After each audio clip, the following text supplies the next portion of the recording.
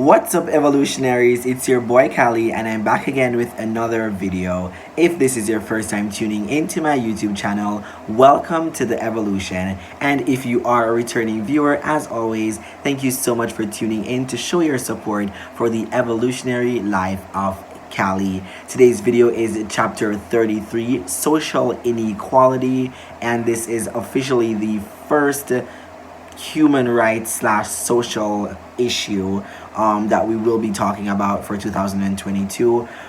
If you caught my video last week, which was about 5 minutes long, you would see that it was like literally a mess. I didn't have anything planned, and so I apologized in that video, and so I'm apologizing again. So I'm sorry that last week's video wasn't as, put together and well thought out as my other videos and as this video. But as I said, I didn't have anything planned, but I really needed to give you guys something because I just didn't want to not post last week. But all is well, and I have everything thought out. I have all my topics, or most of my topics, for at least 3 weeks thought out. Not penciled out as yet, but the ideas are there. And today's video is social inequality. Social inequality is the number one issue that stood out for me in 2021, and so I thought that why not start 2022 speaking about this topic and letting you guys know what it is all about, how it affects you, and the people's thoughts about social inequality. So without further delay, let's get right into it. We're still sticking with the short videos, no 15 minutes, 20 minutes videos. The most my videos are gonna be is still 12 minutes, the least 10. So let's get right into it. What does social inequality refer to? Social inequality refers to the state of affairs in which all individuals within a specific society have no equal rights, no equal liberties, and no equal status, possibly including civil rights, freedom of expression, autonomy, and no equal access to certain public goods and social services. So to sum that up in a nutshell, I made sure I made the definition as simple as possible, but to basically sum that up in a few words, it's basically a group of people in the same country as any groups or classifications. So school, work, anywhere you would find groups of people, if those group of people or that group of people, they have no equal rights any at all. Nobody's on the same level. Everybody is here, you're here, her over there is this level, I'm here, and someone else is down here. We don't have any equal, nothing equal. We're all separate. So that's basically what it is.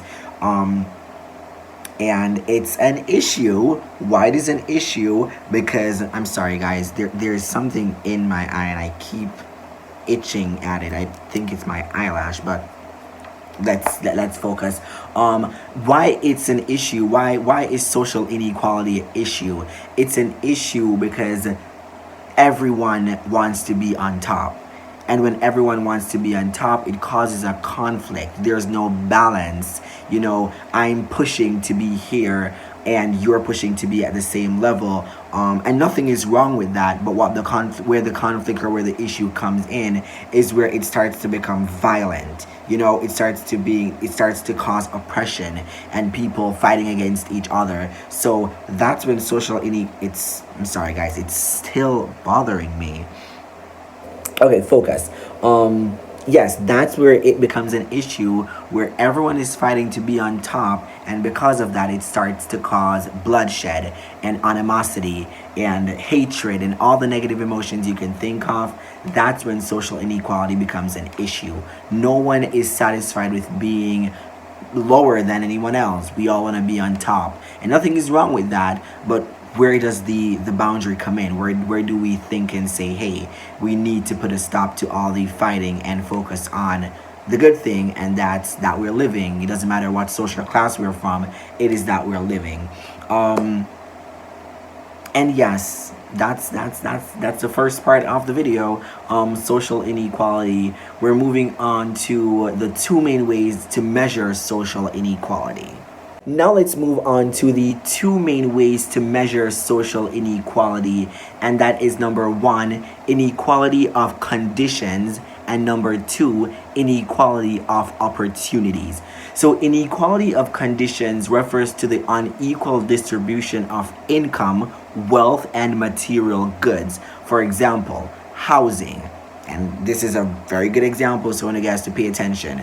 Those living in the less fortunate communities or are homeless are automatically placed at the bottom of the social hierarchy, whereas those living in mansions or expensive houses are automatically put at the top of the social hierarchy. Get it? So basically, what that's saying is if you don't have money, if you don't live in a big house, if you don't drive a Porsche or a Range Rover, you cannot be at the top. It automatically puts you at the bottom because you don't have any of those things.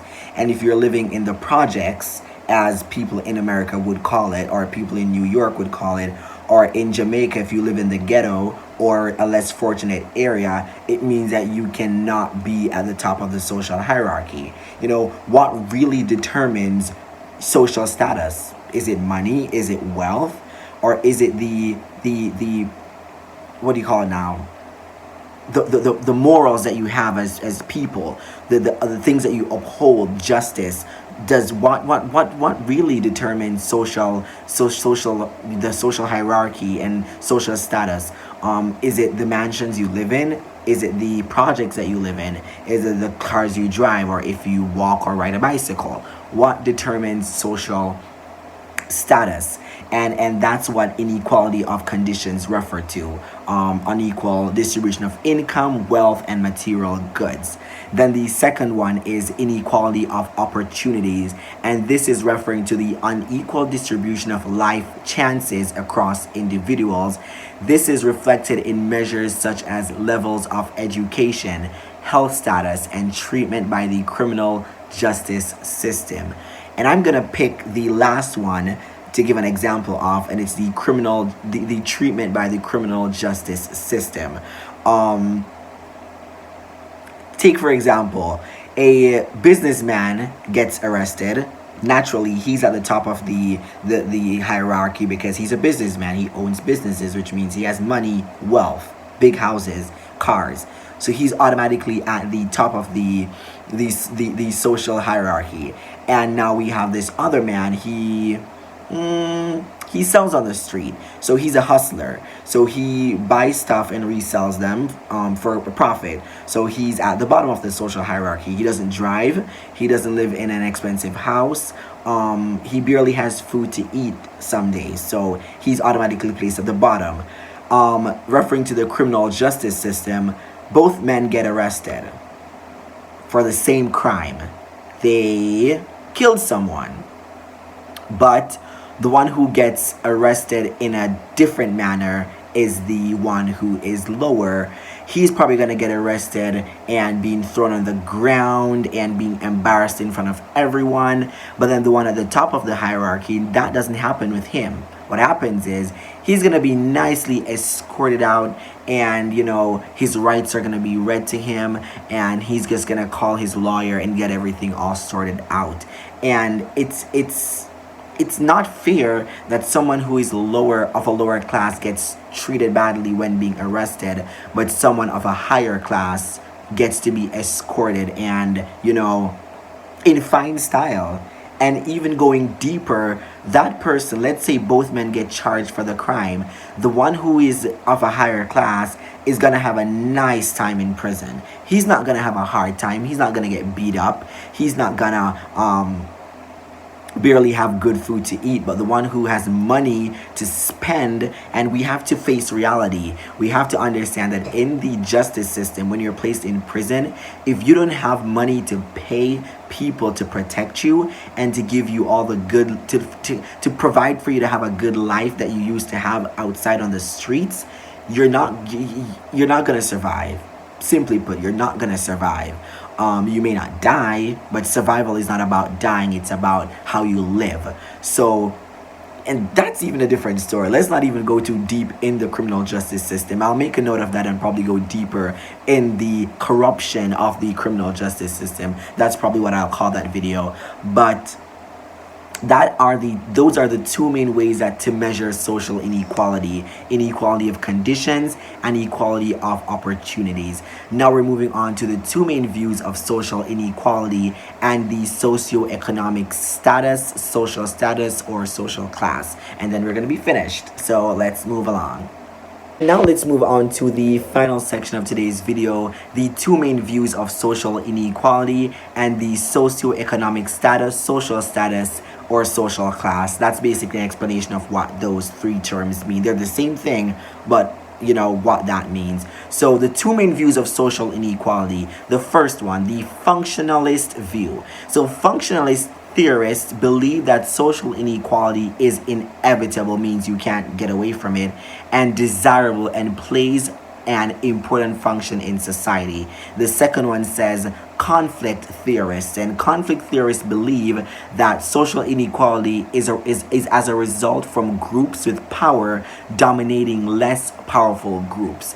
I don't agree with any of those theories, to be honest, because the first one saying that it's inevitable and it plays an important role in society, that's basically saying, oh, it's used to balance people out, and that's true, but not all the time that works. Because remember what I said in the first part, what truly determines social status or social class. The last one, why I don't agree with it, is because it's basically saying that, you know, people who are of a higher class have a right to dominate persons of a lower class. And no, I can't have that. I don't believe in that. So moving along, socioeconomic status, social status, or social class, all the three things mean the same thing, and that is basically a combined total measure of a person's work experience and of an individual's or family's economic and social position in relation to others based on income, education, and occupation. It is a set of hierarchical social categories, I hate pronouncing that word, hierarchical social categories that indicate an individual's or household's relative position in a stratified matrix of social relationships. Basically what that's saying, as I've been saying throughout this whole video, it's basically who's at the top and who is at the bottom. That's just a fancy way of putting it. So social, let's go back. So socioeconomic status, social status, or social class, it's basically who's here, who's here, who's here, who's here. So it's who's at the top going all the way down to the bottom. It doesn't matter how many categories you have. So you have upper class, middle class, lower class, same thing. That's basically what that is. And that is the end of today's video. I am beyond excited, guys, for 2022. There are going to be a lot of changes. I'm going to be a TikToker now. I was just telling my little sister today that going forward every day, every morning, I'm going to be posting a motivational video on TikTok and on my Instagram and on all my social media platforms, statuses everywhere. So look out for that. I cannot wait. It's gonna be exciting. 2022 is gonna bring in a new year. It is a new year, which means new things, new opportunities, new ideas, fresh. And so guys, I can't wait to share that with you guys. Before you go, don't forget to like, comment, and share to your friends, family members, strangers you come across on the road. And most importantly, don't forget to subscribe. Remember, one more subscriber equals one more supporter against all the human rights infringements. Thank you guys so much for tuning in. Cali loves you guys. I will see you guys next week. I am signing out.